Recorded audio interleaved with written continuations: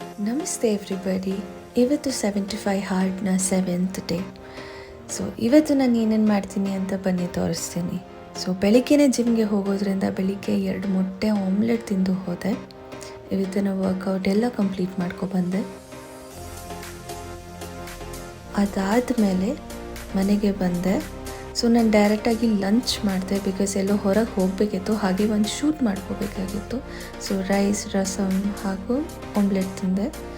ಮತ್ತು ಹೊರಗಡೆಯಿಂದ ಮನೆಗೆ ಬಂದು I was so hungry, so I had early dinner. I had 1 dosa and 1 egg. ಅದಾದಮೇಲೆ ಇಡೀ ದಿನ ವಾಟರ್ ಸಿಪ್ ಮಾಡ್ತಾನೆ ಇದ್ದೆ. ನಾನು ಬಂದು ಮತ್ತು ಶ್ರೀಮದ್ ಭಗವದ್ಗೀತಾನ ಲಾಸ್ಟಲ್ಲಿ ಓದಿದೆ.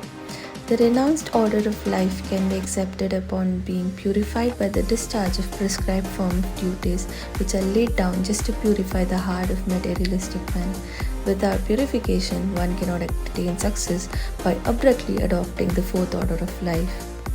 So, ide ivattina dina. Please like ಮಾಡಿ, share ಮಾಡಿ ಹಾಗೂ subscribe.